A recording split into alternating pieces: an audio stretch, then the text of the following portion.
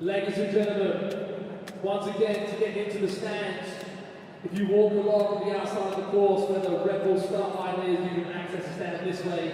You also are allowed to go into the second trailer.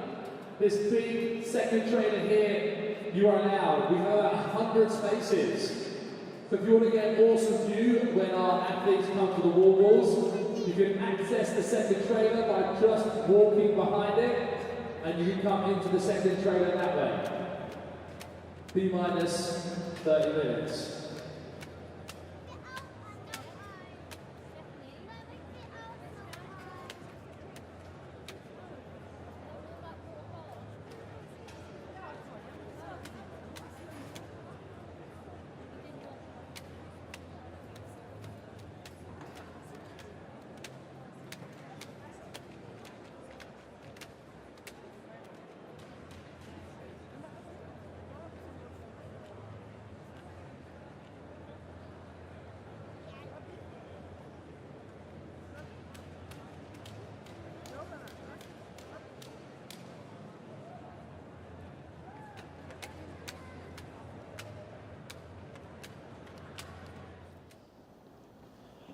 Oh my gosh, what an unbelievable night of racing we've just witnessed in the first Elite 15 major of the season. And now we get to do it all over again because the doubles has its own full year. Till, yeah. What on earth are you doing, dude? I'm just so excited about those. I just can't stop it. I can This see. is going to be so good. I mean, are you planning to become an athlete anytime I mean, soon? probably not. It's just like, I'm thinking doubles and the show we're going to see, and it's literally, I can't stop it. Just got a burpee. It's just happening. Till, Yes. we've got to present the show. What? When? You need now, literally now. Right. Wrap this up, kiddo. All right, We've I'll got see to you go right on the there. way. We've I'll see you got in a doubles second. to look forward to.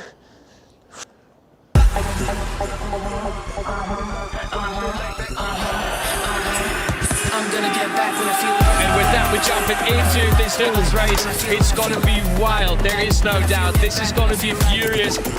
Like, when I feel like, when I feel like, don't give me. Yellow card for Yannick Sabler. And a red card for the Germans. Red card for the Germans. The loose quadrant, you know, then have a 10-second penalty.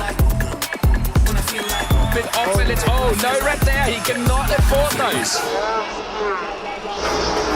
When I feel like. Tim Venus and Yannick Sabler, it is officially confirmed. They are the world champions.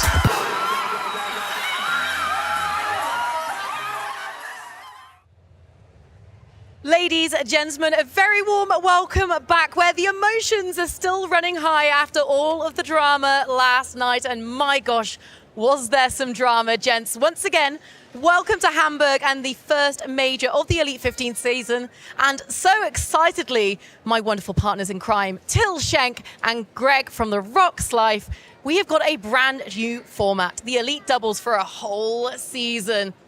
What does this mean for us?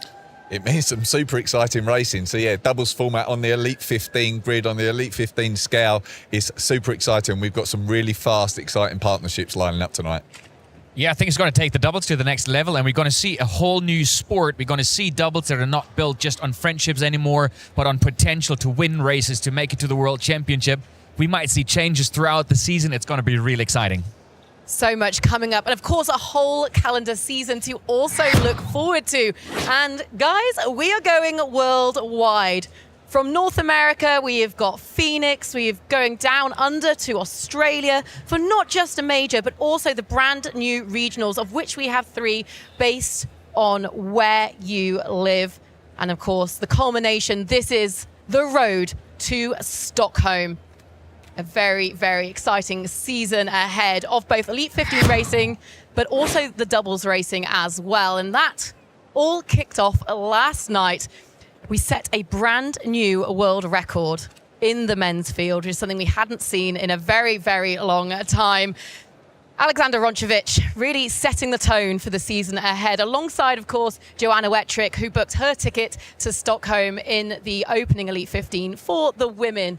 I mean, it doesn't really get much more exciting than that, does it? But you can watch those on our YouTube. We're going to have all of the highlights as for these races as well. So head on over there and get yourself caught up as we strap ourselves in for an exciting ride.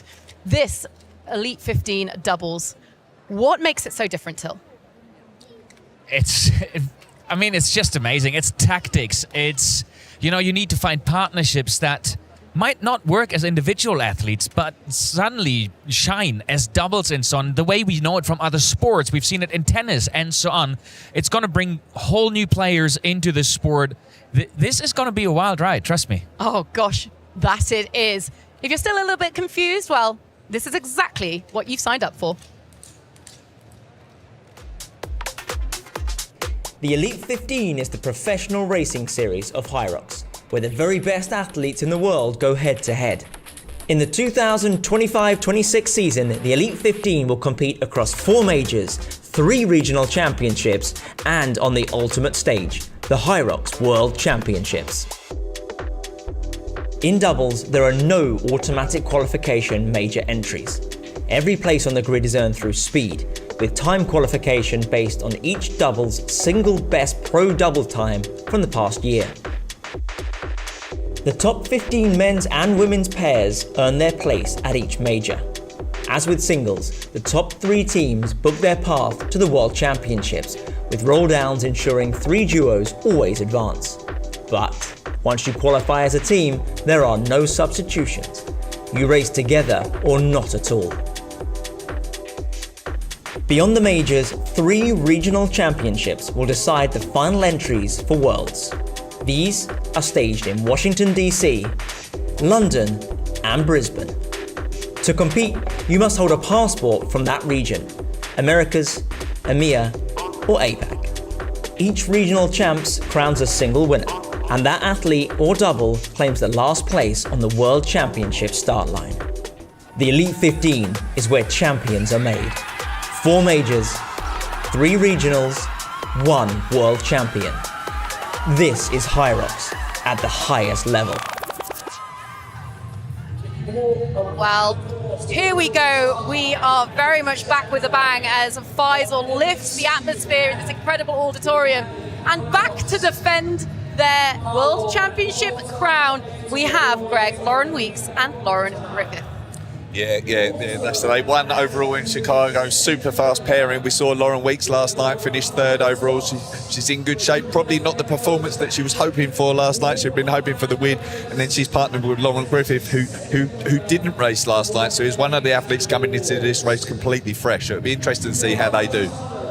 Till their World Championships, whilst it was a strong performance, they didn't win it on merit. There was a penalty that allowed them to take that goal.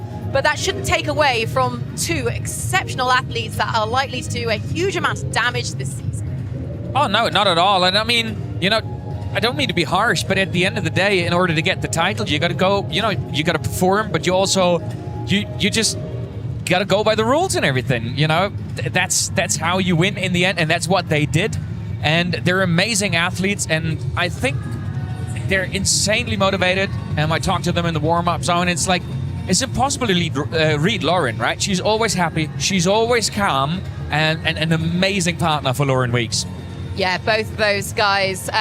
Very much looking forward to tonight. We're seeing on the screen there the penalties that did occur in Chicago, Greg, because quite frankly, that doubles racing was rife, and it's something that we're expecting to see or at least potentially quite a light on tonight. Yeah. Can you deep dive in on that for us? Yeah, sure. So penalties are more possible, more likely in the doubles because it is so fast and furious that people are more like pushing the rules a little bit more to try and get that advantage. Lauren Weeks and Lauren Griffiths won the title by 9 seconds, but you can see there Lucy Proctor and Sinead Bent had a total of 35 seconds of penalties, which essentially cost them the title. So it is much easier to get those penalties during a race. Now, a few areas where it is easier, starting with the sled pull, is where you're stepping out the back, where you're trying to pull and you can step out the back of the box. It's much easier to step out the back of that box and get a penalty in the sled pull. Now, the doubles partners sometimes utilise their partner to avoid that happening. They stand behind them and make sure that they're not stepping out the back of the box, as shown now. The burpee broad jump is another one where it's possible that if you're not taking off with your feet completely parallel, or you're placing placing your hands more than 30 centimetres in front of your feet, then that can gain you a penalty as well. And that's very, very easy to do when you're moving through those burpees so fast. And then finally, one worth mention is on the row. Now, I think it'd be hard to get a penalty on the row, but we have seen it, and we saw it with Lucy and Sinead. If you put your feet in and you start to pull on the handle of the row before your feet are completely in, then that can get you a 15-second penalty. And just in this format of racing, the speed is increased so much, it just makes everything more likely to happen, right? Yeah, it makes it more likely to happen. And then one of the unique elements of this event, which is starting today, is the penalty box system. So if any penalties are picked up during the race, then after your final wall ball, you need to stand in that penalty box and serve that penalty before crossing the line, which we saw some leader putters have to do last night. Deep dive complete. So, ladies and gentlemen, keep an eye out on the brand new penalty system and how it's going to unfold. Hopefully not too dramatically tonight. Let's get into the athletes out on course, though, because that's the important thing. And we have the defending world champions, and then very excitingly, they're going to be up against the brand new world record holders in Jess Petro and Joanna Wettrick. What do you make of this, Till? You know, if you look at it on paper, world record. I mean, they are, Joanna Wettrick she broke her own world record in that race.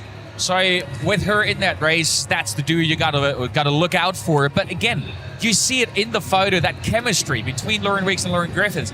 It matters so much, the chemistry out there on the track. And the workouts generally, you see Jess Petro and Joanna Wettrick a little stronger. But we've also seen yesterday that Joanna's run has become even stronger than before. It's become consistent through all the 8 runs. So I think they're going to put the herd on Lauren Weeks and Lauren Griffiths. I mean, just to follow up on that, Greg, these are two teams that have a huge amount of, as Till said, chemistry. Joanna and Jess, they're training together down on the Sunshine Coast in Brisbane alongside James Kelly, and Lauren have known each other forever across multiple formats of racing. What does that do out on course? I think it plays a big part. You need to know how your partner is feeling. You can go into the race with a strategy, but you need to take it on the fly, if you like, and understand how your partner is feeling. Do you need to take over? Do you need to give them a rest?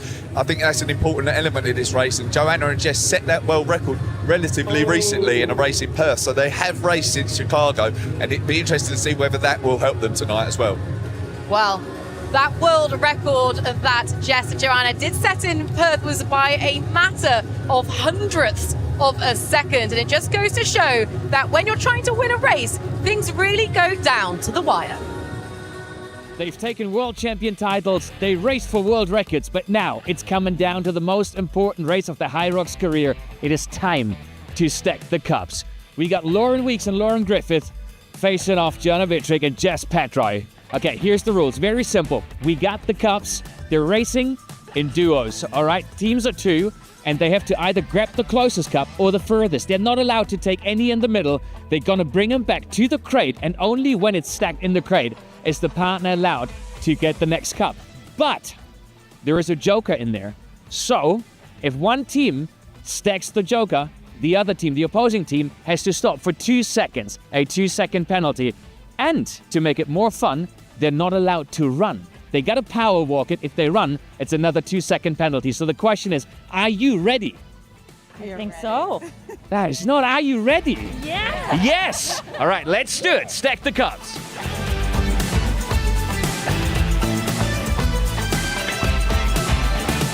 So there's team tactics happening over here very clearly. Very strategic approach. Down it, in and out. And you're seeing this, right? This is the I got this face. So does the joker stop the other team and they pause? Oh, okay. Not you. Okay, great. You both got it. Penalty. Penalty on ourselves.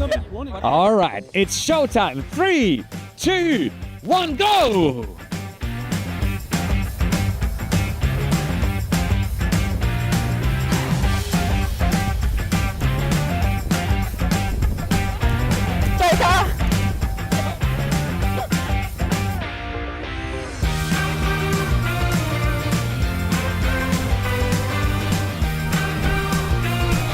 Joker.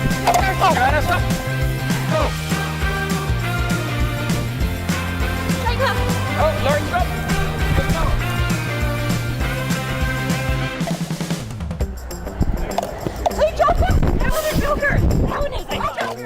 Gotta stop. And go.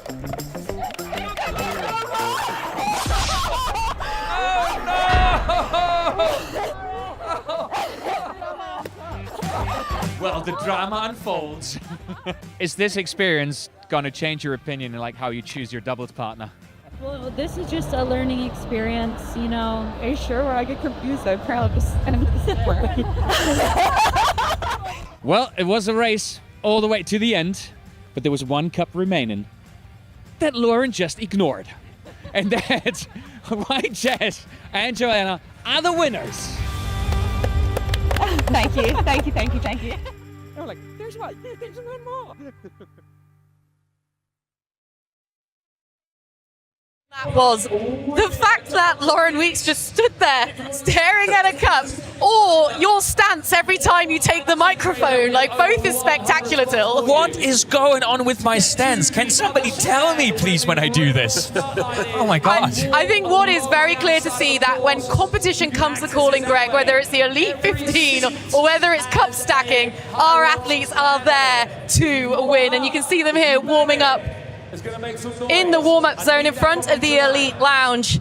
We have got a real depth of field here tonight, haven't we, Greg? Yeah, we really have. It's a super exciting lineup, like we've talked about the two Laurens, Joanna and Jess, but the field is absolutely stacked, full of people like really looking to take their opportunity tonight and put in a performance.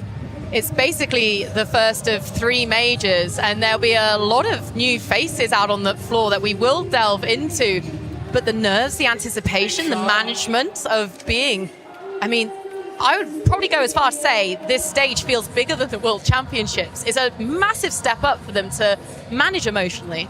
Yeah, it is. It's a massive step up. There's huge crowds in here. The venue is incredible. The sound is loud. The new setup is really interesting. Like it's going to be a crazy crowded track. So yeah, it's super exciting.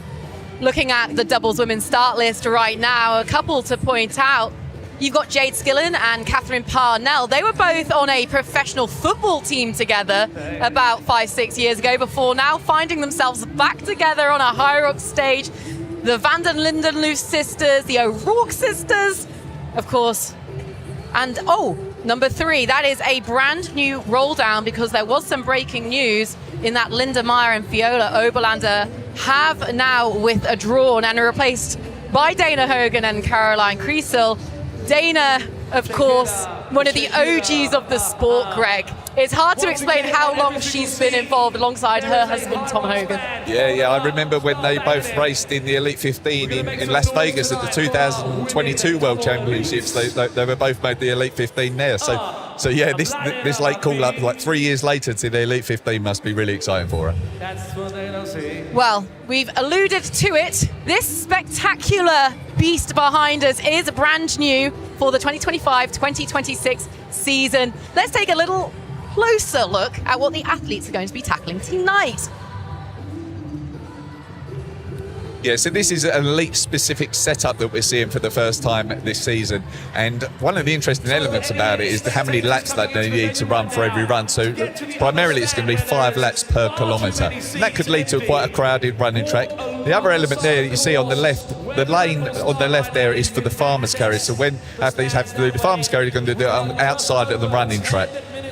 If they pick up any penalties during the race, that needs to be served in the penalty box at the end of the wall ball. So they'll complete their final wall ball, and then the counter on the screen will start counting down, and then the athlete isn't allowed to leave the box to cross the finish line until their penalty is totally served. And only once the screen turns green are they allowed to leave that box. Well, we have got some big hitters tonight. They're going to be going for some home runs, but maybe a little bit till of recent developing news is everyone's had quite a tough entry into tonight off the back of last night's Elite 15 race. It's really been quite hectic. I mean, you look at Lauren Weeks, she actually spent the night in the hospital, not for herself, but with Lucy Proctor, who struggled with severe pain after crossing the finish line. So she had a really short night there. And we've heard Jess Petro really struggle to get back on her feet. She left everything out on the course, so it was tough for her in the evening to get back on her feet. So we don't know how well she recovered. There was a rumor going around with the elite this morning that she wouldn't even start. And now she decided to be on the start line. But that's not it. There's more drama. You kind of touched it already. Of course, it's the Lindemeyer Viola Oberlander withdrawal, which just makes everything feel, Greg, so much more open. Anyone could win this race tonight. Yeah, anyone could win, and it's worth remembering as well that we're looking for the top 3 spots will book their spot at the World Championships as well. So it is really wide open, and I think a lot of the field will feel like they've got a chance of booking one of those spots. In terms of names down that start list that could be in that mix, thinking Zara Piergiani might be up there. Yeah, I think so. So Zara, previously we've seen her race doubles with Kate Davey, but Kate's unfortunately injured recently, and so Zara's paired up with Gabby Moriarty. So they're a really exciting pairing. They raced in Maastricht just a couple of weeks ago and set a very fast time, and I think they'll be feeling confident going into this race, and especially like we just touched on, with the field now wide open, I think they'll be really confident at least of getting one of those top 3 spots. I know that Jess and Joanna will have a real motivation to back up to the world record they've just set, and especially when you consider that Joanna has moved away from her partner of last year, CrossFit Games multi-time champion Tia-Claire Toomey. They'll want to get out on the floor, assert their mark, and put everything from yesterday behind them. Plus, Joanna has a little bit of extra oomph, a little step in her, a little bit of excitement in her step. She took major last night. Confidence breeds confidence. Yeah, absolutely. And we saw it in Chicago. In fact, Tim Venish came out, won the World Championships in the singles first night, and then won the doubles the following night. So I think she will be going into this race feeling very confident. She's in good shape. You never truly know if you're in HYROX shape until you run a HYROX. And she'd have come out last night, won that. She looked so good, so composed from the start, really. So yeah, I think she'll be feeling confident going into this race. Till the Van den Lindenhoofs. The Belgians. You spoke to them in the warm-up area. What did they have to say? Well, we're listening to it. Oh, we see them here. I think we're going to hear from them in a second as well. But, so with the two, we saw them last season. They brought a lot of excitement to the racing. And it's less what they said than what Lauren Griffith said when I interviewed them. She was sitting next to them, and it's like, their huge advantage is being sisters and knowing each other so well and understanding each other so well and having that sisterly love. And you can literally feel it when you talk to them. And I think that's something they're going to bring to the track here, even though they still bring that slight feeling that they don't believe that they belong quite yet, which they do. They really do, and taking a podium at last year's World Championships kind of asserts to that. But from one pair of sisters to another, Greg, the O'Rourke's, now they've got a very exciting backstory. Yeah, they have. Boxers of a very high level. So Eva O'Rourke, recent world champion in boxing, she's been to Olympic Games twice. And then Lisa's also, I think, a previous world championship boxer. So they're, very high pedigree sports people. I think they finished second in their age group in Chicago as well. So yeah, really exciting team to see tonight. Do you think they're going to punch the ticket tonight? Oh, that was a dreadful. I think it's going to be a knockout performance. Oh my gosh, no, I'm out. But that does lead us very nicely, Till, onto more from you. Your hot takes. What have you got for us tonight? This one is very simple. I'm saying the double of Linda Meyer and Megan Jacoby is going to win the major in Phoenix. Ladies and gentlemen, welcome to... I don't want to... I can absolutely see that happening. They're very, very good friends. Obviously, we've just found out that With that, I'm saying it's the end of the double of Linda Meyer and Viola Oberlander. It's the third time. It's the last minute. No start for them, so I think that might just be the end. And logically, what other athlete do you see Linda joining than Megan Jacoby? Well, and she also just laid down a stormer for a time with her partner Benny out on the mixed doubles floor. She's looking really good, and we're hoping to see her back in Melbourne, which will be very exciting indeed. But as we're on the predicting game, Greg, who have you got for tonight? Yeah, so my top 3, I'm going with the world record holders in first place, Jess Petro and Joanna Wettrick. In second, I'm going with Lauren Griffith and Lauren Weeks. And in third, Gabby Moriarty and Zara Piergiani. Well, let's see what we got here. So for my first time going, the Lauren Square, they're going to take it very simple because Lauren Griffith is fresh, she's going to take it. The Van den Lindelof sisters, they're going to surprise themselves because one of them finally started strength training, which is great, they hadn't done that before. And then the world record holders. Easy predictions. And then I have a wild card to throw in the mix. But I also want to talk about the fact that this is going to be running through the entire major season, and whoever loses is running a HYROX race in their pants. That's what we've all. Only if it's the boys. Only if it's the boys. But yes, my wild card of Sika Arning and Camila Massa. Sika with an unbelievable fourth place finish yesterday evening, and Camila Massa coming in fresh. As you can already hear the grandstands get that clap going with our man on the ground, Faisal Abdullah. It's going to be one hectic race. We're very, very, very, very nervous, as are the athletes, are full of anticipation because the workouts start here. Make some noise from Germany and Turkey. Caroline Lieb and Celia Pose.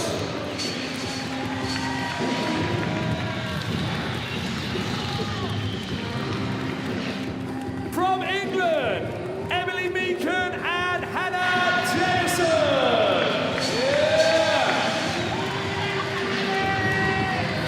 And replacing Linda Meyer and Ola, we got Chris Wodowski and Katie Simonson from the USA and Canada.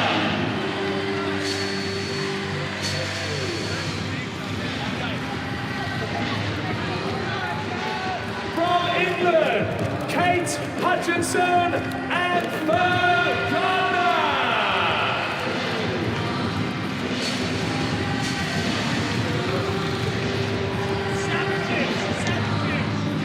From England, Jade Skillard and Catherine Parnell.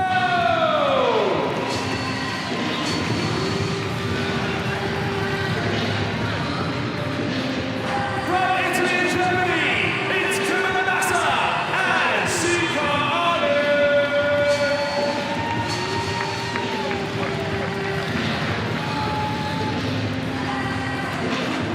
From Switzerland and Germany, Melanie Mora and Jennifer Nichols.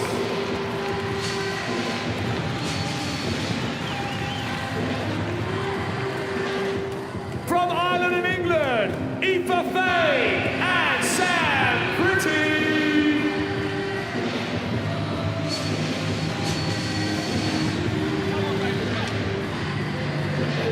From England, Sarah Pirajani and Gabriella Moriarty.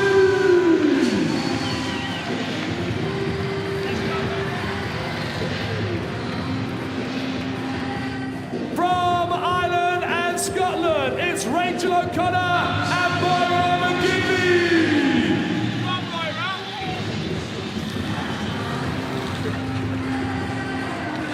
From Ireland, Lisa and Aoife O'Rourke.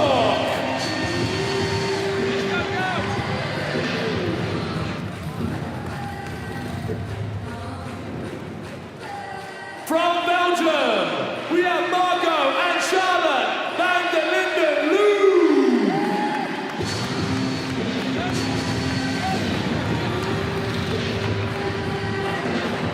And replacing Linda Meyer and Viola Melanda, Dina Hogan and Karina Kreisel.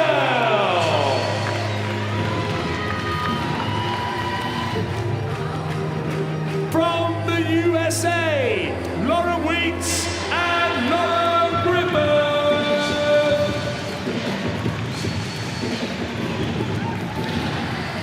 And our final athletes, make some noise from Australia, Joanna Wedrick and Jess Hedgerow.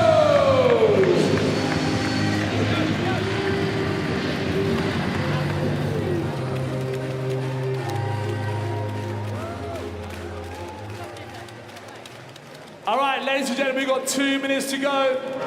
I am here with Annette Meyer, Linda Meyer's mum, who set her very own world record in the competition over in the next hall only yesterday. Talk us through your world record attempt. Pardon? No, I still have. Talk us through your world record. What does it mean to you? It was a great cross. The course is very fast, very great. And yesterday I did my run. This was great. Because Linda is my greatest inspiration. I was going to ask, what motivates you and to keep going and to keep training for this sport? I love HYROX. HYROX is a very great fitness competition. My greatest inspiration is my daughter, Linda. She's so fast, she's so great, and I'm so proud to be the mom. We're really sad not to see her start this evening. I can try. Who are you going to be cheering for? I wish all the athletes very good luck and success. And I think Linda is the next double with another partner. Annette, thank you so much. We're going to go and start the race with our commentary team of Till Schenk and Greg Williams. Thank you so much, Lauren. Here we are, ready. The final moments. Great to hear from Linda's mom. New world record yesterday, but now it's time to focus on our Elite 15 doubles women race. Another quick look at the start list here. And Greg, I tell you right now, you're going to talk about the Irish athletes today because I'm going to slaughter their names, and we're about 10 seconds away from the starts. All I can say is, ladies, start your engines. 3, 2, 1, let's go! All right, here we go. Off they go. Sarah Pajani right there. But Jess Petro on a mission straight away. Yes, starting out with intention there. Really going out fast from the gates. I think she's just about to answer that question, how well she recovered from yesterday. You can see, though, on this course with the 6 laps of this opening run, 5 laps of the subsequent runs, it is going to get a little crowded with essentially 30 athletes out on course. And maybe you don't want to get stuck in the pack. Maybe you do want to take the lead early doors and then just try and hold it, because passing athletes on this track is difficult. I think it's really something we'll be seeing. Positioning is so important, and is something you could see with Lauren Weeks there. She started on the inside, but she got boxed in a little bit, and she lost a few positions and had to come around the outside to be back with that front quartet now. I mean, like, the group is tight together, but you know, you expect the names. There we see her, Lauren Weeks. She's there with Lauren Griffith, with her partner Joanna Vittrick right there, Jess Petro. On paper, that is the race, you know, we're expecting. But then we were talking about the open questions, and right now it really looks like Jess Petro's answering the question of how well she recovered, and Lauren Weeks how much it matters how much sleep she had last night. Yeah. I spoke to Jess Petro in the Elite Lounge just now. She seemed absolutely fine. I've got to say, she seemed in really good form. So yeah, I don't think she's been affected by last night's race, or it certainly doesn't seem like that way yet. And you know, Lauren Smith had a very good argument speaking about Lauren Weeks, is after a race like we seen yesterday, athletes normally don't fall asleep before like 2 or 3 o'clock anyways. They're hyped, you know, the body is firing and so hard to calm down. So she might have missed a few hours of sleep, but it isn't quite as bad as it sounds when we say she went to bed around 5 a.m. As we touched on in the pre-show, one of the advantages, if you like, that Lauren's have is that Lauren Griffith didn't run last night. So out of those 4 athletes, she's the one that didn't run, and she's smiling and she looks pretty happy now. Oh, 100%. And it'll be interesting to see how this race unfolds. I mean, we've had a fairly close field, mostly in the men's and the women's elite. But to be fair, here in the women's doubles now, we've got an incredible strength, I want to say, down to 7, 8, 9th. But then we got some serious roll downs that, well, they got their work cut out for them not to get lapped here too often today. Yeah, they have, but they're all very, very good athletes, very good pairings here. They all deserve their spot here, and with the field wide open, because we are racing for three spots at the World Championship tonight, there are 2 clear favourite teams here, but that third one is wide open. I think they'll all be hopeful of being in with a shout at that for sure. Did you just see Lauren Griffith there, like smiling and basically playing with the spectators out there? And that is while they're running away from Jess Petro and Joanna Wittrick, the world record holders. Playing it cool here, Lauren Square. That's not me saying that, by the way. I'm just repeating Lauren Griffith. She's like, just make your life easy, call us Lauren Square. You're right, though. You touched on athletes getting lapped, and we did see it last night. I think it's potentially even more possible tonight with the faster pairings going out like super fast. I think we could see athletes getting lapped quite early on in this race, and that's interesting. It can get confusing with how many laps you need to run. It can be demoralising at times, and it can be harder for these athletes to pass other ones on the track because there isn't very long straights to do that on. So while we got there, they're on the way to the skier now. They're coming in now. We got a second there. You know them. You know Dina Hogan. She literally got a 45-minute notice that Viola Oberländer is out and with Alan de Meyer, and that her and Chris can get into the race. How do you prepare physically and mentally in those 45 minutes, of which 20 are taken up by getting ready for the walkout? Yeah, I think you almost just go on to autopilot. So I think I'm right in saying Dina was planning on racing this evening with her partner Tom Hogan in the mixed doubles, and then obviously got this corner up. So she was prepared to race, just not on the Elite 15 level and not this early on. So I think it would have just been an autopilot. She's an experienced athlete at the end of the day, and her partner Carino is as well. They've both been around HYROX for a long time. But yeah, certainly I think she'd have asked for more than 40 minutes prep. But I mean, to be fair, you know, for this she had to warm up. For Tom, she didn't. So there's a bit of a difference there. Again, I do apologize. Not my words, hers, by the way. All right, down to the ski erg. A very close race, a very strong run across the board there.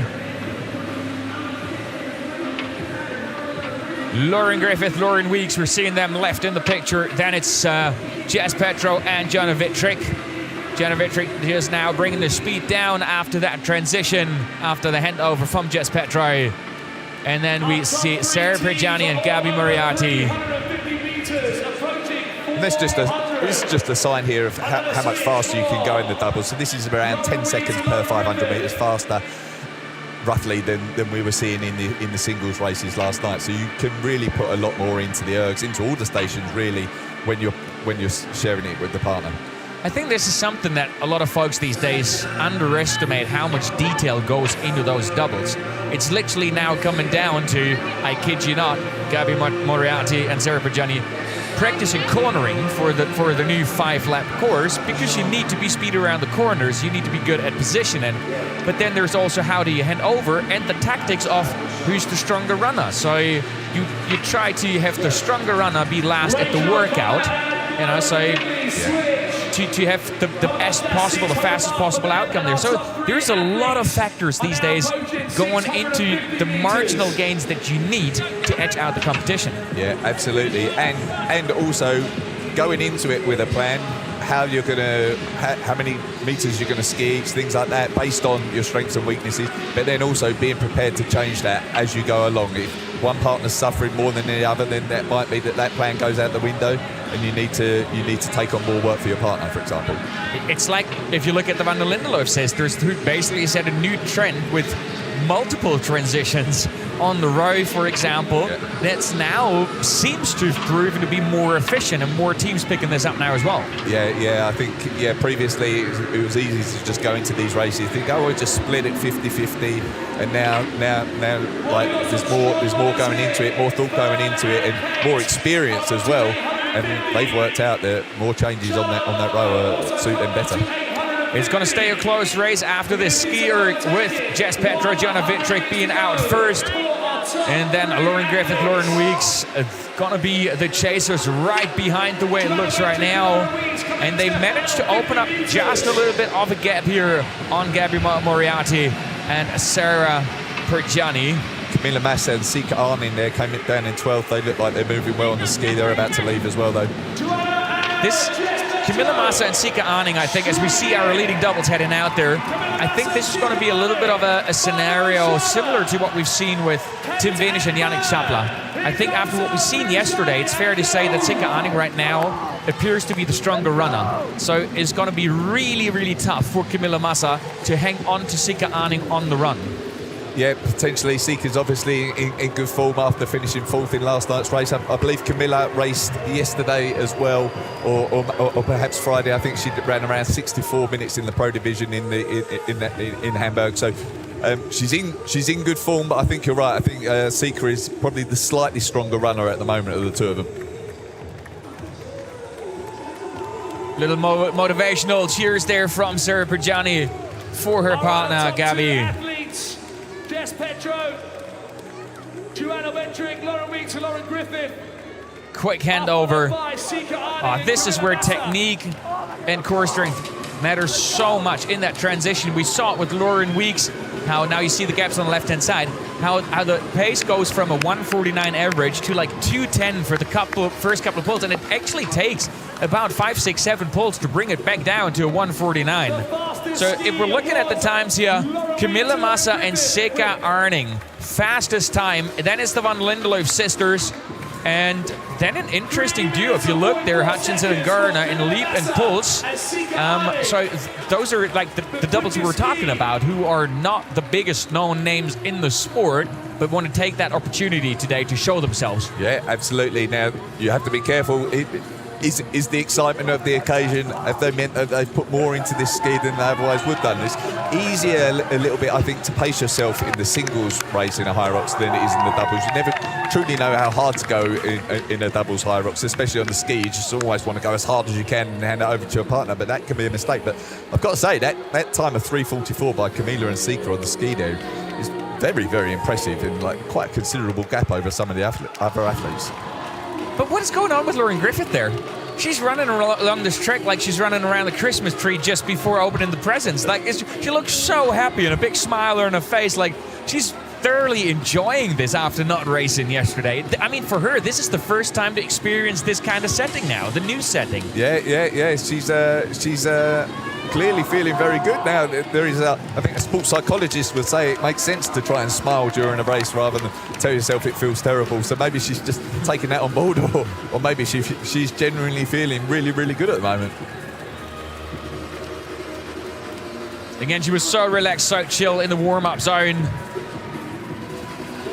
And the race we expected seems to be on early into this elite, a women's double here in Hamburg. See the first athletes here are about to get lapped, I think.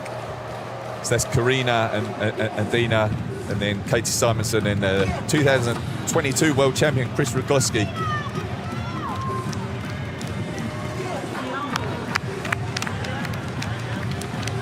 Last minute Dina in the picture here with Lauren just going by, and here we go, our two leading doubles headed into workout number 2. It's time for the sleds, and this is going to be an interesting one to see how they tackle them, how they're going to use the individual strength within the team here. If it's going to be an even split, or if we're going to see athletes put in a little more work. And this is where we saw a head-to-head of these two pairings in the pre-show. If there was one place where the Laurens had a clear advantage, it was on the sled push. Their average time on the sled push is better than Joanna and Jess. Yeah, Jess for a second seemed to be a little bit confused on who her partner is. Wanted to join Lauren Griffith there on the sled. And for the first lane, Jess and Joanna are definitely doing really well right there. And Camilla Massa and Sika Arning, they drop back into 4th coming into the workout. It looks like Sarah Perjani and her partner Gabby have gone past them back into 3rd. And that's like, you've got this incredible strength of Camilla Massa at the workouts, but I've mentioned this, but I fear her running strength might not just be back quite yet. Yeah, remains to be seen. She's done a few races this season. She qualified for this race with Sika in Maastricht only 2 weeks ago. She's run a few singles races, so she has got a lot more race experience under her belt so far this season than some of these other ladies. And then an interesting double, the Swiss-German duo of Melanie Maurer and Jennifer Nikolaus in 5th there right now, with Melanie Maurer racing yesterday and definitely not having the race she had. She had I want to almost say, terrible preparation here into the season. All right. So I want to see Lauren Weeks run now. This is something we've seen in the past season quite a bit, that we're struggling a little bit with the run after the sled push, and she was struggling with that sled again in the final meters there. But yesterday, she looked very uncomfortable for about 6 steps, but then she had her, like, that proper kick back, like really running well again, with Melanie Maurer and Jennifer Nikolaus now just finishing here in the picture. So slight head start for the world record holders ahead of the world champions heading out of the sled push. Greg, with what you've seen yesterday, what is the station you look forward to the most?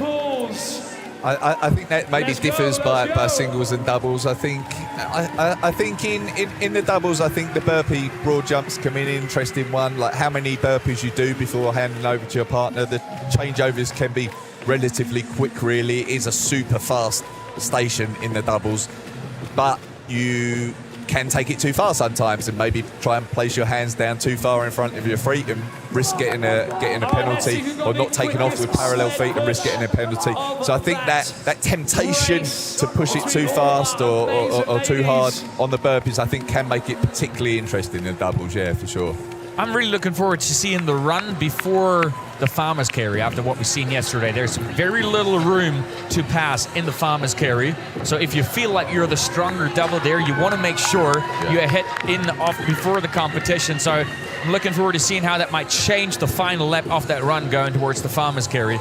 But hey, I meant to tell you, by the way, amazing news. I don't know if you heard yet, but we're about to launch the HYROX Cruise. I know HYROX teased it before, but I heard it's going to happen very, very soon. And instantly my first thought was, we should have a major there. A major on a cruise, you would be on board for that, right? I definitely would be.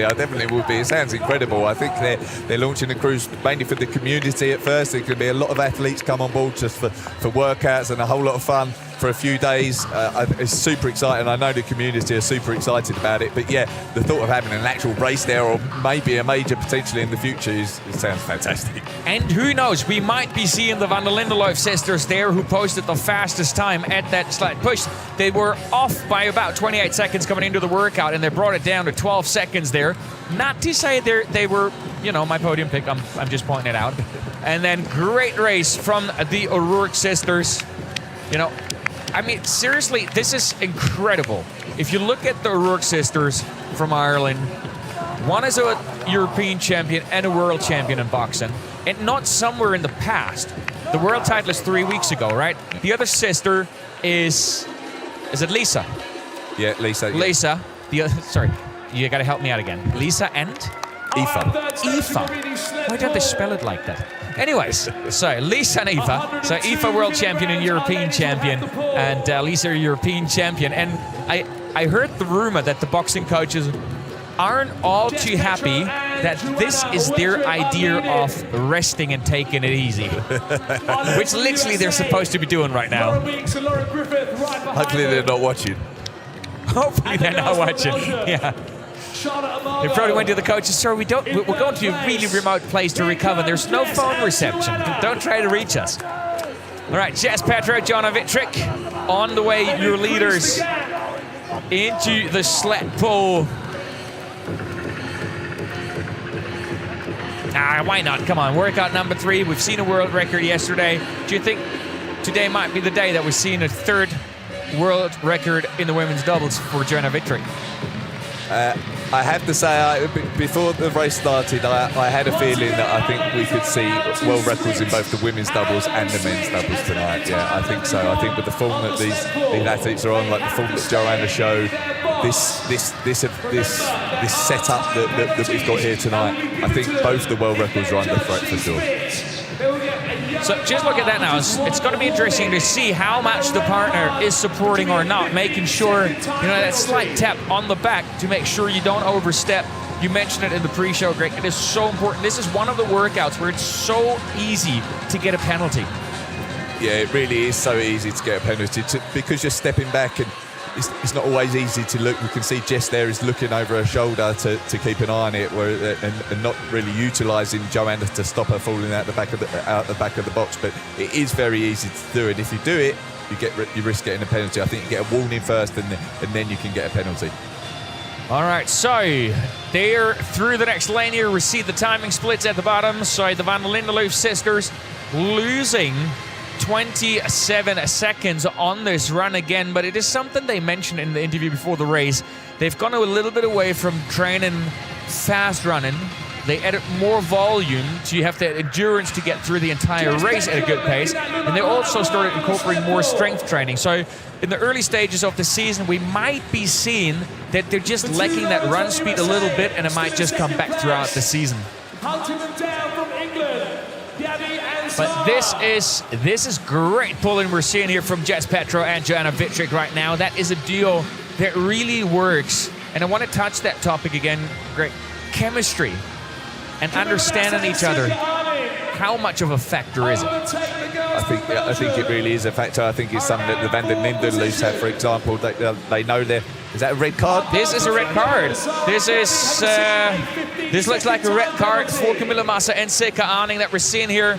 We'll wait for confirmation from the officials up until we continue with the chemistry. Yeah. So they're being.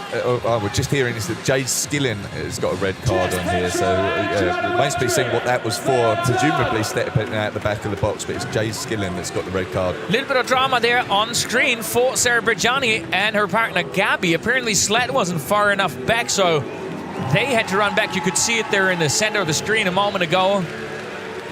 And our leading double is out. Lauren Weeks and Lauren Griffith still trailing. This is the Van der Lindeloof sisters here in the picture right now. And now Lauren are going to chase, and looks it might be more than the 12 seconds they had entering the workout. And here Gabi and Sarah get the step pull. That is their final lane. They were 23 seconds down. They're losing valuable time. They had that mishap in the last lane where they didn't pull the sled far enough back. And it looks like Sarah Perjani has received a penalty as well, the red card for this mishap at the sled, leaving towards the next lane without having the sled, all the way back there. It's almost, I have that feeling, I don't know if memory serves me right, but you might have mentioned penalties might play a very important part in this race here today. Yeah, it can do. We said it's possible at the sled pull, but I think there's probably already been more than I was necessarily expecting. Like, they're experienced athletes, and they know it's a risk here on this station. But I wasn't expecting quite so many. I thought the burpees was the bigger risk in all honesty. But yeah, it's really quite a few already.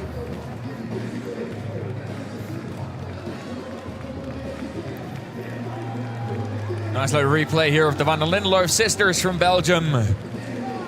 A little bit of early drama in this women's race with the penalties. And this is your leaders now with Jess Petra, Joanna Wittrich. If you look at the timings, that's obviously not correct. There's more than 0 seconds between that pair. We're going to try to get you the official timings there. And Lauren Griffith, Lauren Weeks with the fastest workout supposedly down there. I'm going to go ahead and question that, because they came into the workout 12 seconds, so that would literally put them head-to-head, but they're not head-to-head on the track right now. All right, so we'll find you the answers there. Your leaders still Jess Petro and Joanna Wittrich, and there you see the red cards, you see the penalties. So Moriarty and Pujani, Massa and Arning, so we saw that right. O'Connor, McGinley got a penalty. Meekin and Dennison and Skillen and Parnell. 5 penalties. Jay Skillen and Kat Parnell there with 30-second penalty as well. Meekin and Dennison and Jay Skillen all have 15. But Jay Skillen has 2, which is a 30-second time penalty. So, to let you know, when our athletes get to the wall balls, Jess Petro here looking really composed on the runs. Really strong at the moment. Really strong. I mean, she had such a strong race yesterday already. Yeah, it's almost like Joanna's struggling to keep up with her at the moment. They got their 15-second penalty for stepping on the line. If that would have been my hot take in the studio, if I would have said, you know, Joanna Wittring's going to struggle to go with Jess Petro today, you would not have believed me. And maybe that's not what's happening. Maybe this is a tactic. I mean, it can be whoever finished the station, whoever's finished is strongest, whoever's going to start the station. It can be a tactic to like who leads the way, who follows, and it could just be a pacing strategy. It could be that they know Jess isn't necessarily the strongest runner, so she can set the pace and Joanna can sit in behind her and then pass like she's just done here to start on the station. Tactics so important in this race here. All right, this is another one of you mentioned that as your favorite workout now, because this is another very penalty prone station we're seeing now. It is, and you can see the judge there watching super closely, giving guidance on where she can place her hands, how quickly, and then keeping an eye on her feet parallel as she takes off for the jump. Then the other element here to keep an eye on is when they do the changeover, is the partner starting in the same place that the former partner was leaving from. I think this is something we've taken away from the race yesterday, what we heard from the athletes as well. The judging has gotten more strict, that's for sure, but also very clear. You know, there's not been any question about it. Yesterday, the way it's been done, the judges are all on the same level, the way they're operating here. And there you go. That's the warning. That's the warning. An early warning there for Joanna Wittring. We see the yellow card, so she's got to be careful now. I think it was hands. Another element of this course and this setup is that there's a coaching area, so athletes are allowed to nominate a coach who can stand in the coaching area and provide support and guidance throughout the race. I believe that Jess and Joanna have got James Kelly in the coaching area for him tonight, and it seems like they are communicating with him on the way round. All right, good jump there. It's almost like Joanna was a little bit surprised. Jess took the long jump there. But look at Lauren and Lauren. Here is the move. This is the move at the burpees. And look at those burpees from Lauren Weeks right now. I mean, we know she can burpee, but this is just, going absolutely full gas right now. And they managed to move ahead of Jess Petro and Joanna Wittring now. Yeah, that was really fast from Lauren. She wasn't using that step-up technique. She was more like a frog-like technique where both legs come up at the same time. It is quicker, but it can be more taxing. Camilla Nasser and Sika Arning neck and neck with Zara and Gabby. Good long jump there from Lauren Griffith now. And then Jess Petro just about to finish as well. Joanna Wittring is going to take over. Again, they still need to be careful. They got this yellow card.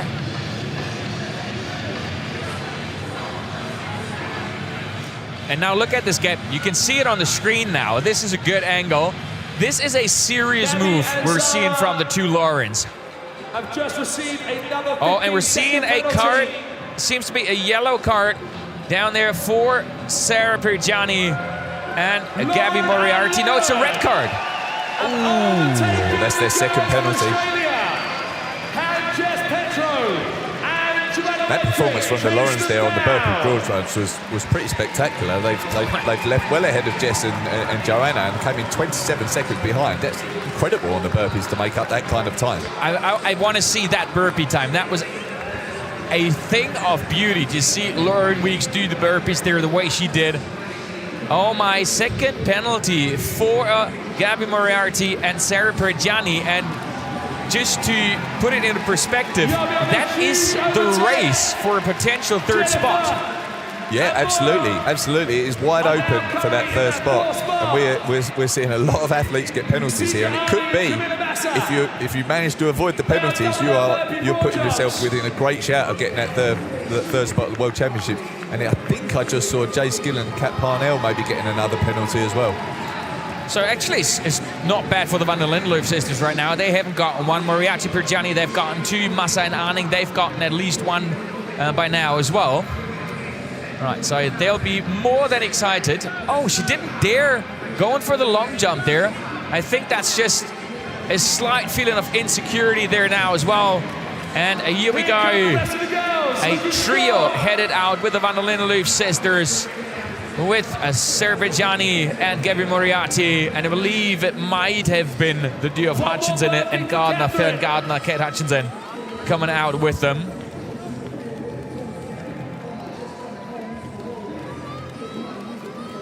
It's great to see. If you look in the slow motion, if you look at the judge, the work they have to do as well, it's to look down, where do the hands go, where does the chest go, but then it's to look back for the step up as well, what they need to focus on at the burpees here.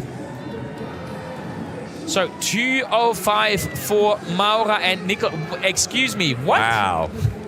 That is 30 seconds faster than what we've seen from Lauren Griffith and Lauren Weeks. Say again, what?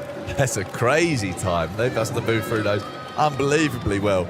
That time though from Jess Petro and Joanna Wettrick, that 3:24, that's not a great time for a doubles pairing. I was just looking, Joanna done 3:41 in the singles race last night. So you'd expect a much quicker time from them in the doubles. Do you want a little more drama? Go on, hit me with The it. 2:05, Melanie Maura and Jennifer Nicklaus missing a lane, disqualified. Oh no, wow. Out of the race.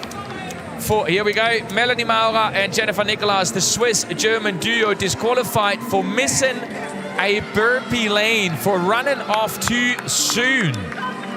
The drama continues.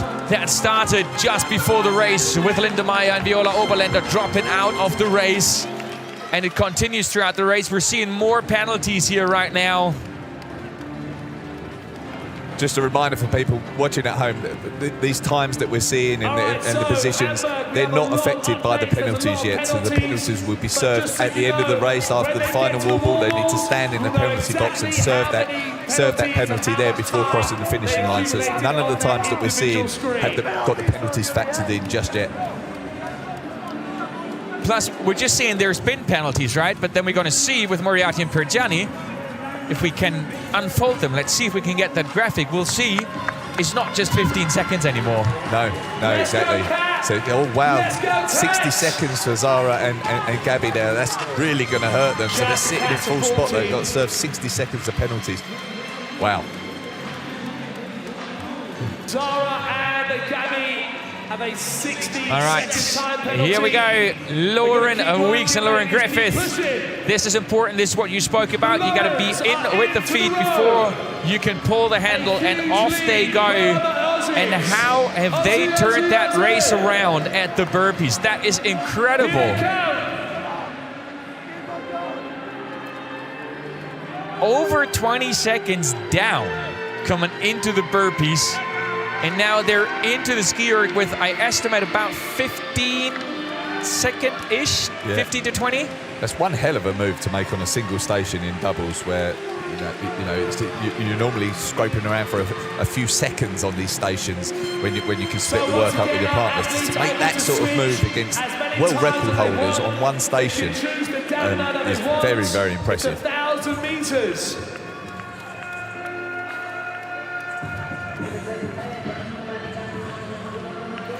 So they actually came into the road 23 seconds ahead of Jess and Joanna. And it's interesting, we're just hearing from Lauren down. Oh, we'll go get into that in a second. This is the moment they're being told they're disqualified. This is it for Jennifer Nicklaus and Melanie Maura. There's discussions going on. And we're getting the head referee involved there. Plenty of drama happening there. There's going to be an explanation to them on what happened. But Greg, I fear we can agree that a 2:05 is a little bit too good to be true. Yeah, when I first saw 2:05, I was like, wow, how on earth did that happen? But yeah, it did feel like it was too good to be true. It shows it was, but that is it's a fairly basic mistake to make. Like it can be confusing slightly on the grid, where you have to do different lengths of lanes, and where to finish can be confusing when you're doing all the stations essentially on the same grid. But you should be fairly dialed into that, especially when you're sharing the load with your partner. You should be able to talk to each other and highlight things like that. I mean, and then you've got your coaches down there as well, right? So that was what Lauren was just saying from down on the floor. We keep seeing athletes like Joanna Wittrich just randomly talking to somebody out there, and it's actually the coach's corner. So they're talking to James Kelly, their coach down there, and they're allowed to give them a sign on how many laps they have done to get their word, yes, go in, go out. So the coaches are starting to play a real important role as well. One of the new changes, I think, great features, the coaches area. Yeah, absolutely. I think it's good for them to be able to get that sort of support and guidance. It sort of adds to the professionalisation of the sport, I think, in a way. And not all the athletes have actually chosen to have their coach in the area, but some certainly have, and I think that can only be a benefit for them.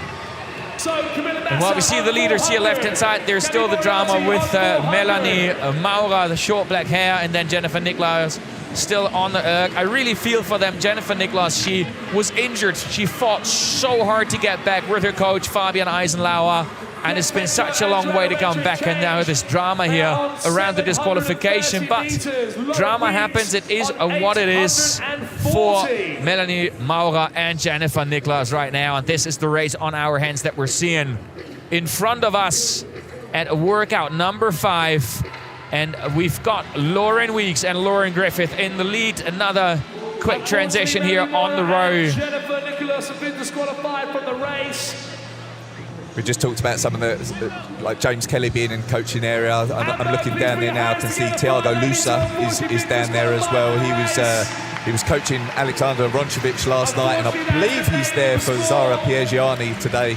And then also another well-known face in there is Jeremy McConnell. So Jeremy involved in that shoulder barge incident with McIntyre at the relay in Chicago. He's down there, and he's coached there for Sam Pretty, who's partnered with Aoife Faye tonight.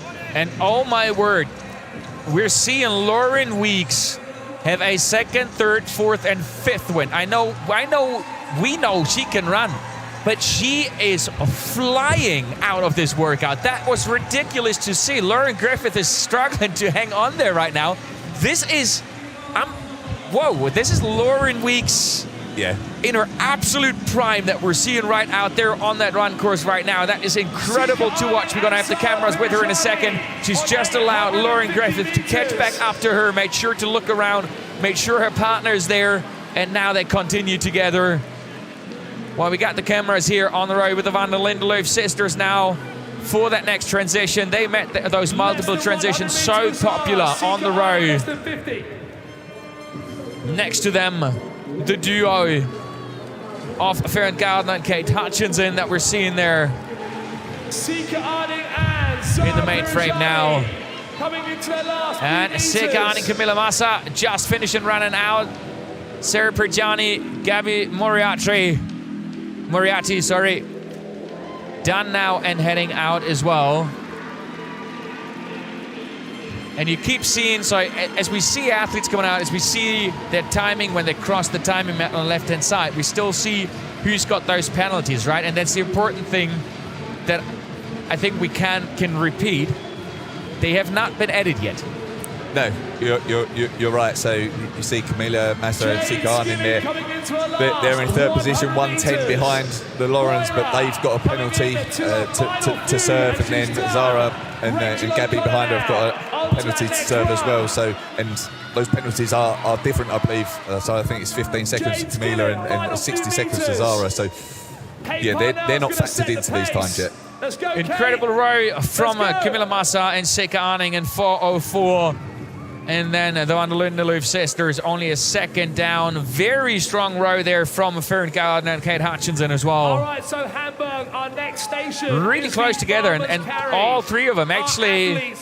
Gabby Moriarty and Sarah Prigiani still faster than Lauren Griffith and Lauren Weeks, but important for those two, they're 5 seconds faster again at the workout than Jess Petro and Jonah Wittrich.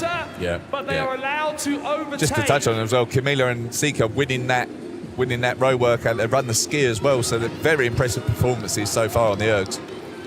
And the problem that you have right now as Jess Petro and Jonah Wittrich is the knowledge that if you have not managed to go past Lauren Weeks and Lauren Griffith by the wall balls, it'll be darn hard to beat Lauren Weeks on those wall balls. I mean, Lauren Griffith was already more than happy to give Lauren Weeks 100 wall balls. She's like, go for it. I don't need that for myself. I don't need that for my ego. I'm happy for you to do them. Yeah, absolutely. It doesn't feel that long ago since we said Lauren Griffiths was out there smiling and looking happy, and Lauren's opening up her legs now. Lauren Weeks is opening up her legs now, and I think it's a little bit more harder for Lauren Griffith to follow her. I don't think she's feeling quite so calm and composed and happy at the moment. Let's say that very obvious smile has become a little more neutral. Yeah. But look at on the left-hand side. So doing the math there, Moriarty and Pergiani 60 seconds. So they're sort of out of contention right now for that coveted third spot. But then Camilla Massa Sikaani, they got 15 seconds, which still keeps them 11 seconds right now ahead of the Van der Lindeloof sisters. And something they're definitely great at and that they can pull off very strongly is the wall balls. Sikaani and Camilla Massa. Yeah, absolutely, but there's not most doubles pairings can on the wall balls, to be honest. There's often not a huge amount of time in it. Now, it can come down to no reps and cycle rate and things like that, but when you are able to share the load with your partner on the wall balls, there often isn't quite as much time to make up as there can be in a singles race. Oh, and here we go. That's the duel at the far end. You can see Jess Petro and Jonna Vittrick coming into the Farmers Carry. They got the kettlebells here as well, but Lauren Weeks and Lauren Griffith in the lead. Lauren Weeks running away with those kettlebells right now, allowing Lauren Griffith to just have a little bit of a rest. This is the race for the win here. The very first ever women's double elite 15 race. Quick communication there between the two Laurens. Lauren Griffith gets a little bit of a share as well. Great new setup that we're having here with the Farmers Carry, right? That 200-meter lap that they're doing on the run track on the outside. Yeah, it means they're out there with the runners. We're not seeing it like quite so closely at the moment with these two, but it can be harder to pass another pair and another athlete when doing that. Like we saw it last night with Alexander Ronchevich. Looked like he could pass Dylan Scott on the Farmers, but couldn't quite get round and didn't quite have enough before there was a corner to come, and he'd have had to risk backing off again. So it can be an interesting element to it. And then that little thing in there at the end where you just place your kettlebells down and can get straight back into the run. I think that can make it a slightly quicker transition from the Farmers Carry to the run than maybe we've seen in previous events. All right, on the run, it looks like Sarah Pergiani and Gabrielle Moriarty went past the duo of Camilla Massa and Seka Arning. But again, they have the huge advantage of having less of a penalty. They still got a penalty there, but they're looking strong right now for a potential third spot. But our leading duos, they are out. And look at Lauren Weeks putting on a show here right now, making Lauren Griffith work for her money. The great thing, and that I love that about Lauren Griffith, is she knew exactly what she was getting herself into. She's like, and I don't. This is her words, and when you know her, you know exactly what she means a lot, right? But she was like, I'm ready for Lauren Weeks to carry me along the track. She knows. She's done a few races together. She knows that they know each other well. She knew full well what she was signing up for. But the amazing thing is you need a mindset, you need the mentality of Lauren Griffith, and I think that's why, personally, why it's working so well between the two of them. But because all kidding aside, we've seen this in other sport. If you look at mountain bike, the greatest mountain biker of all times, Nino Schurter, who just retired, he, at the coveted race, the Cape Epic, he destroyed partner after partner after partner because he was that strong. And everybody kind of broke in the attempt to stay with him for 8 days of racing, and they never returned to peak form. So it's something like a pairing like this can really break you if this weaker athletes, in quotation marks, doesn't have the right mindset for it. Kate Hutchinson finishing with the kettlebells.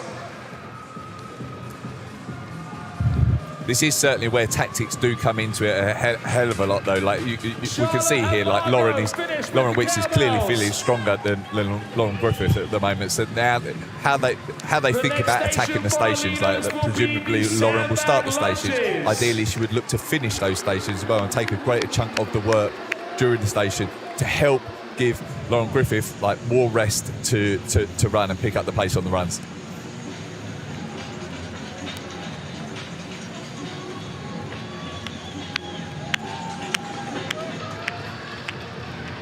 absolutely flying. Great pictures there. Always making sure that Lauren Griffith is around while we're seeing the slow motion here off Joanna Vitrick and Jas Petrow, who had a really good farmer's carry there, without a doubt. Joanna Vitrick with a spectacular win yesterday, her first major win, and that at the start of the season. And this is Sarah Perjani, Gabi Moriarty we're seeing there, Camilla Massa, Seka Arning, and I think we might be seeing a little bit of heartbreak there for that British pairing. They're racing so well, but those penalties, the 60 seconds we're seeing there, I'm not sure they'll be able to make those up. And then you look at Camilla Massa and Seka Arning versus Fern Gardner and Kate Hutchinson right now, who are only 19 seconds down and they don't have a penalty. This is going to be a furious race for third at the wall balls. It's going to come down to 5 lengths. precision at the end of the day. I think it's really, I mean, in the doubles you can switch, so you don't have to go unbroken. It's really coming down to execution, the speed of each rep, and the precision. You don't want to no rep. Yeah, absolutely. Yeah, and it's the other thing is it's maybe much closer than some of these other pairings realise. Like, you don't necessarily, some of these pairings won't know that Zara and Gabby have got the 60-second penalty. So you do have to just keep pushing yourself in the hope that there are penalties to be served. And one interesting thing to say is that as they left the farmers carry, Lauren and Lauren were around 30 seconds ahead of world record pace. So absolutely flying. Seconds ahead. So 58.03. This is the time to beat right now. And at that rate, we might just be going under 58 minutes. No. It's not. 54.24, I believe, is the world record. 54.24 is the time that Joanna and Jess set in Perth.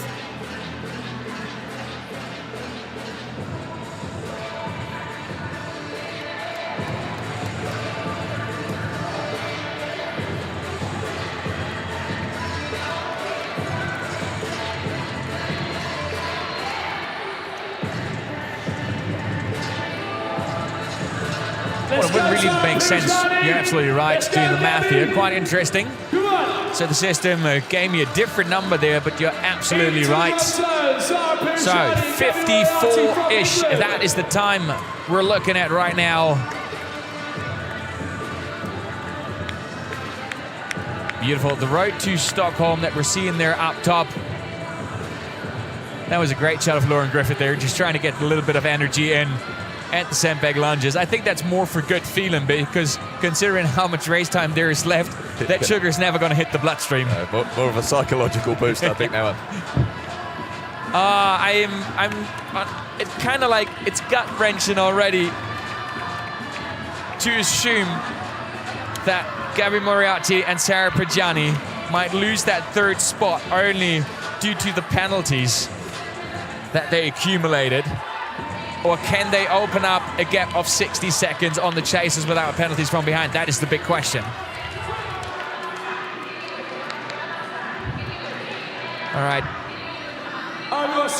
And we're hearing from Lauren down on the floor. There's been a warning for Lauren and Lauren at the sandbag lunges, so they got to keep it clean, because they got only 15 seconds on Jas Petrow and Joanna Vitrick. They are not backing down, so you definitely do not want to get a penalty now. You want to be real careful there. They're looking good for the win. They're on for world record pace. You don't want to let a penalty affect you, ruin that. Especially on the lunges, like we did see it in Chicago where Sinead Benton and Lucy Proctor got a penalty on the lunges, but it's not necessarily one of the stations where it commonly happens where it's easy to do. So after that warning, you need to be super careful with your reps. Drop them back. There seemed to be confusion. Lauren Weeks didn't seem to be certain that they were actually done. Let's see if we can get a little replay of that in a moment, but this could be super close though for that race for third spot. So you've got Zara and Gabby with 60-second penalties to serve, but so that's 45 seconds more penalty than Camila and Sika, and the gap is around that sort of level. So it's actually much closer than we maybe thought. that would be incredible, incredible. But then you still got Fern and Kate from behind, you know, Yes. still sitting in that range as well. Then the Van der Lindeloof sister, only 5 seconds down. This is going to be your job to do the math. But no, it's great. We don't have to do that anymore. It's like, let's see, they got the penalty box at the wall balls, but this is going to be dramatic. This is going to be absolutely dramatic. There's one huge advantage for Gabby and Sarah going into the wall balls is that those 60 seconds are added at the end, so they're closer to the finish line. The way they're going to line up, they have the best possible position for the sprint. I think really there's 5 teams there in with a real shout of third spot. It could be a photo finish. This could be a photo finish. This could be Sean Noble all over again that we're seeing here. 5 teams with a shot at third place, and you know what third place means? A spot at Stockholm. A spot in Stockholm, punching your ticket to Scandinavia.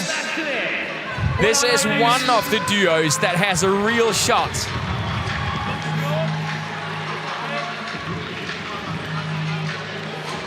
"49 minutes into the race.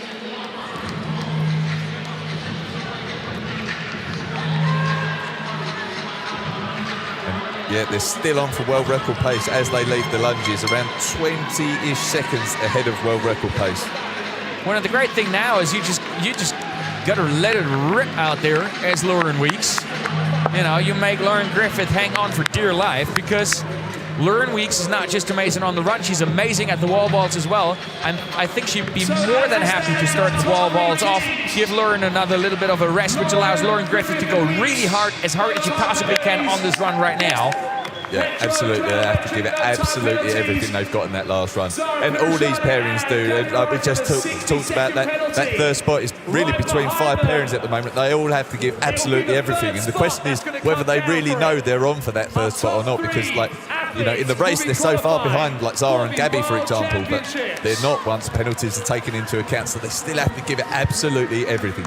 I'm not even sure if with, like, multiple cards, like Sarah and Gabby, for example, have done the math and know it's actually 60 seconds. No, I think it is shown on the screen as they go around. I think they are notified, and I think the judges, they are trying to have the judges tell them in the heat of the battle. So it's possibly been missed, but I think they are trying to notify them as they go around. There is 4 seconds advantage for Camilla Massa and Sika Arning right now. If you do the math the way they're headed out of this workout station.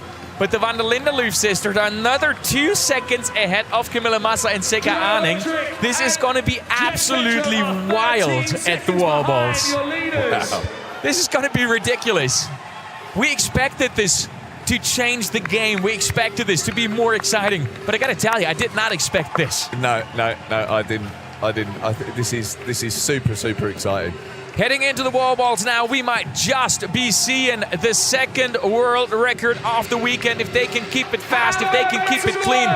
Lauren Weeks and Lauren Griffith, the reigning world champions, might not just win the first major of the season here in Hamburg, they might possibly take the world record from Joanna Wittrich and Jess Petro in the direct duel, but they're coming into the workout now. Jess Petro, Joanna Wittrich, they're not far behind, but Lauren Weeks at the wall ball starting off strong. Ladies from Australia, catch them up. Jess Petro straight in. 47:33, the way it looks into the workout. And going out of the last workout, then we hit the run out of the lunges after 47:23. It gives them ample time to actually break the world record. So they came in at 51:25. The world record is 54:24. So it is going to be very close, but 25 reps in with 2 minutes to go to break the world record. I think it's going to be close, but I'm not sure they're going to quite do it. They might have just lost a little too much on the lunges and the run. We'll find out. We'll see. They're 13 wall balls ahead. Usually I'd love to create a little bit of drama there for second and first, but to be honest, Lauren Weeks, so good, so strong, so clean at those wall balls. They're not going to drop 13 wall balls. It's not going to happen. They will have a time penalty. They're all looking really strong there, I've got to say. But yeah, Lauren's moving through them really well, looking really strong. And she's been able to give her partner a rest. So if she does need a break at all, I think Lauren Griffith will be ready to go now. But then let's focus on that duo next to them with Gabby and Sarah. Sarah, again, Lauren was just saying, and she's so right about it, she knows them inside out. Sarah's got such strong wall balls. She's such a strong, amazing athlete there. 60 wall balls for Lauren Weeks and Lauren Griffith. I think it's just not going to work out. No, I don't think so. I think it's, it was almost 40 wall balls that Lauren Weeks put in there in the 60 seconds. This is still close. I wonder if they know how close it is. The sisters, can they make an upset? Faisal, the man down on the floor. So first it's going to go to Lauren Griffith and Lauren Weeks. There's no doubt there. And then we got Jess Petro and Joanna Vitrick. And then the big question is, hold your horses. Sarah Perjani and Gabby Moriarty are exactly 1 minute ahead of the Van der Lindeloof sisters into the wall balls. And 1 minute is exactly what their penalty is. So Camilla Masasika-Anning, they're out of contention because they got another 15-second penalty there. So I don't see them taking time out of Gabby and Sarah. I don't think that's going to happen. But it's literally, if you put the penalty on top, as we got our winners coming across the line here, it's still an incredibly tight race for the world record. It didn't quite work out. But no, brilliant performance from them. They looked like they'd lost ground in the early stages of the race. Then an incredible performance on the Burpee broad jumps in particular. They took the lead and they just didn't look like backing down. It almost like at the Burpee broad jumps, it almost looked like it spurred Lauren Weeks on, and they looked incredible from that moment onwards. Lauren Weeks just had that smile on her face, and when you know how those two interact, as we got Jess Petro and Joanna Vitrick coming through, not a bad weekend for the two of them, actually, looking at the individuals race and punching 2 tickets. Thank you very much, going home. Yeah, fantastic for them. But yeah, now we're looking at the race for third. This is going to be very, very close. The race for third.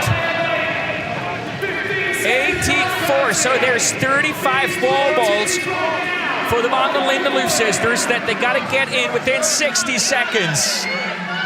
They both almost even on no reps. I can tell you it's too many no reps, that's for sure. And if they keep going at that no rep rate, Camilla Masasika-Anning might end up playing a role after all. It's coming down to the seconds, it's coming down to the sprint. 98, 99, 100, and now they got to stand and wait. Stand and wait. 1 minute. Sarah Perjani and Gabby Moriarty. Sarah Perjani is not happy at all. And I think she's just finding out how close this race might still be. I really hope they're getting ready for that sprint. This has got to be brutal. Yeah, this is going to be a sprint. So 36 seconds to go, 20 reps of the Van der Lindeloof. Oh my word! I think they might bring it home because Camilla Masasika-Anning, they got a 15-second penalty themselves. 20 seconds for the Van der Lindeloof sisters. And they're right next to them. But they no-repped again. There was a costly no-rep there. Look at the drama. Camilla Massa and Sika-Anning, they're ready, but they're in penalties. They're 1 second behind in penalties. Zara and Gabby are closer as well. I cannot believe this. There is two. They're going to make it. They're going to make it. Sarah Perjani and Gabby Moriarty, they're bringing it across the line in the closest showdown I've ever seen at any of the races. This is absolutely ridiculous for third place. Look at the finish times. Look at those finish times. Are you kidding me? Oh my word. Have you seen a race for third like that? Sarah Bertani and Gabi Moriarty, they're punching the ticket to the World Championship with a 60-second penalty. That's incredible. So they finished 2 seconds ahead of Van der Linden-Loos, and then Van der Linden-Loos essentially crossed the line at the same time as Camila Massa and Sika Arnage. So 2 seconds in it in the end. Wow, what a finish. Oh my word. Oh my word. And at the end of the day, the race was lost with no reps for the other 2 pairs. Yeah, we saw with those first 2 pairs that crossed the line that very, very clean reps, minimal no reps. I'm not even sure they got any no reps, and then there was like 6, 7, 8 no reps for those teams. It really has been costly. Wow. 57.07, 57.09, and 57.09 as finish times back there. Great performance there. Fern Gardner and Kate Hutchinson, they came in 6th. 57.38 finishing time for them, and Rachel O'Connor and Maureen McGinley, they're in 57.49 in 7th place. A really good performance for those rookies on an Elite 15 setup. I'm going to let that sink in for a second. I want to say thank you so much, Sarah Bertani, Gabi Moriarty, Margot and Charlotte van Lindenloof, Camilla Massa, Sika Arnage. Thank you so much for that entertainment. Yeah, fantastic. Wow. You know, we didn't know how the penalty box system was going to work out. We saw without it in Chicago, there's maybe some confusion as people crossed the finishing line, how much penalties needed to be factored into the finishing time. But that penalty box system there, that made it super exciting. Do you know what I need right now to calm down? One of those seats on that HYROX cruise that we're going to launch in 2 weeks. I mean, like 4 days of just cruising, you know, around the Balearic Islands from Palma de Mallorca. Going to launch that in 2 weeks. I'm going to get myself a seat there. It's going to be a fantastic community event in the sun with training, being out on the boat. It's going to be wild, so stay tuned for that. And stay tuned for more incredible racing today. Of course, we're going to bring everybody across the line, but then we got the men's race happening as well. Yeah. And that men's race is super close. Like the teams, their qualifying times, there's very, very little between any of them, and they're all again feel like they can get a qualifying spot. That is absolutely wild, and I'm so glad, Greg, and you and I get to take a breath here, let this sink in for a second, because Lauren Smith is down with our incredible winners.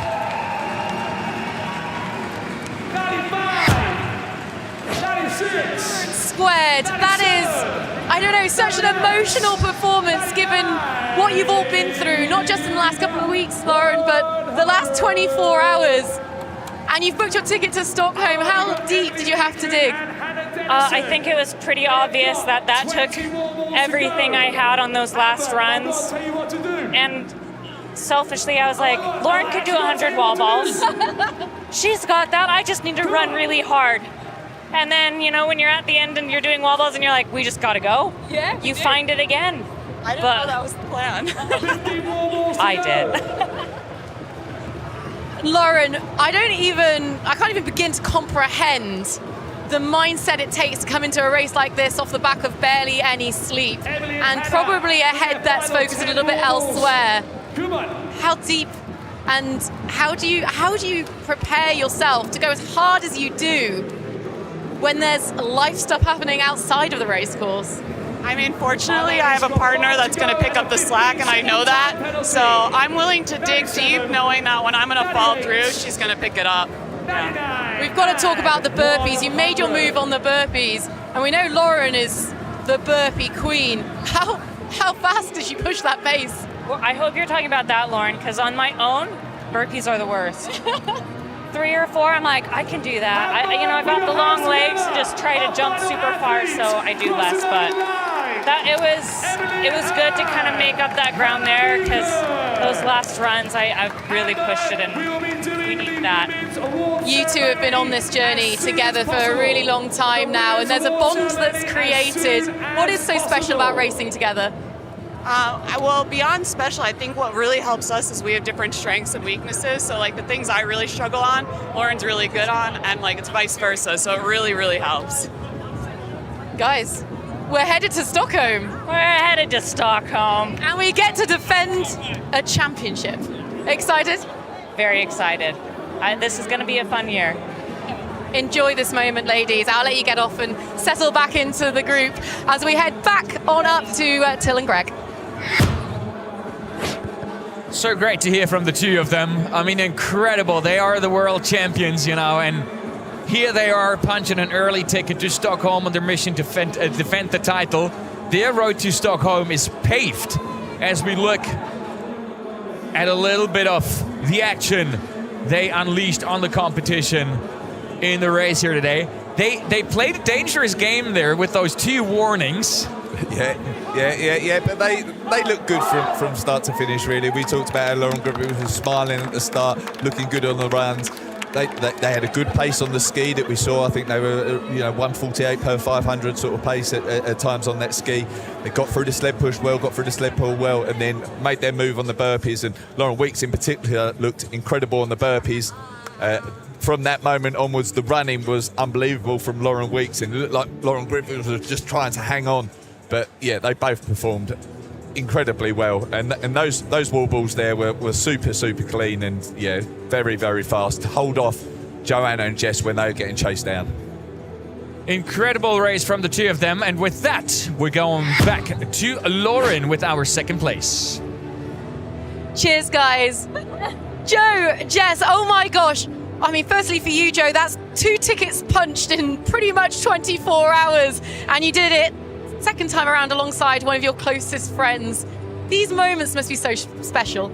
Honestly, yeah, like I couldn't ask for a better weekend, like first last night and then second with my best friend right here. So yeah, that was pretty special. It was a hard-fought battle, that race, and creds to the Laurens. They fought an amazing race and really pushed us over the line. Jess, you basically were dragging Joanna around some of those runs. Is that always the strategy? Because this girl, she's a gazelle. Yeah, I don't know about dragging her along. I think we just work really well as a team together, and I think what Joe and I have that makes us a great team is that we know when to push and pull each other, and we just work really well together. So just knowing that she's chasing me, it gives me just enough push to beat the other teams, and she's behind me chasing as well. So yeah, I'm very happy with our performance tonight. There's something really special building here, and it's not just you two as a 2, because there's an additional man involved as well, and that's your coach, James Kelly, who's watching on from over the camera. And I noticed you guys communicating with him constantly. What was that back and forth like? Yeah, I mean, James is our rock, honestly. We have this special little bond that I think the whole world now knows about, our little crew. And then Ted and Georgie back home, I know they're watching right now, so hello. We love you guys, and honestly, them back home and James right there on the sideline, that was a race with them as well. It's not just us 2 out there, it's all of us as a team. And I mean, we wouldn't be here and we wouldn't be the athletes that we are without them. So it's pretty special. We're very, very lucky. Well, we can't wait to see you in Stockholm, guys. That was an incredibly compelling race to watch. Congratulations, and enjoy this moment together. Thank you. Would you say they're happy? I think they're happy. I think they are. They've great performance. They've put their spot. Joanna in particular won the major last night, won the singles, booked her place in the singles event as well, and she's looking really strong for the season. And then Jess, still got their world record as well. They've clung on to that. It's a great season from them both. And what I love just in that shot there, you see Jenna Vittrick, she is always on point checking where's the competition. She's always aware of what's happening around her, and so she knows what she needs to do. So incredible weekend for the both of them. Both punched the double ticket. Yep. All right, so they've gone through straight in the individuals and the doubles to the World Championship. But there's one more double that made it to the World Championship, and they made it a little more exciting than my heart was really made for. Lauren, how happy are they? Well, we'll find out. Zara, Gabby, when you're watching that clock count down and you're stuck in place, I mean, how did you control the emotion, and what did it feel like to cross that line just seconds ahead of the rest of the field? No. I had no idea. I went to a parallel universe, and I thought we'd come fourth. And Zara was screaming and jumping up and down. I went, "Oh my God, we did it!" That was genuinely the longest 60 seconds of my life. And I think it's interesting because when you get the penalties and you know you've got the penalties so early, you go either one or two ways. Like you either have to use it as fuel to push you through the race, or you let it get to you and you sort of like crumble. And I'm so proud of us just for pushing on. We didn't let it defeat us, which I'm so proud of us. Yeah. This is a brand new partnership, and one for you, Zara, having been alongside Kate Davies for so long, has been a breath of fresh air. To take away that ticket, you two together, I mean, that must be a pretty nice feeling to know it's working so well. Yeah, it's great. And the nicest thing is, like, Gabby and I have been friends for so long. So we're obviously the first time of racing together, and we're very, very similar athletes in terms of paper.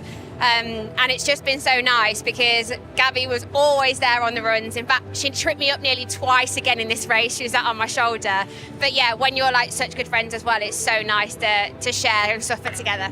Yeah, I honestly can't believe it. I feel like I'm going to throw up. Like, honestly, I'm so over the moon. I can't believe we've done it. Our first Elite 15 race together.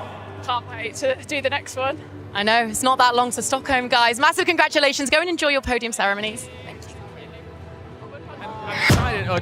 It's interesting to hear this. She doesn't feel like throwing up from going absolutely full gas. She's close to throwing up.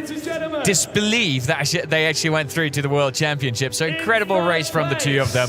No doubt, incredible race from the two duos behind.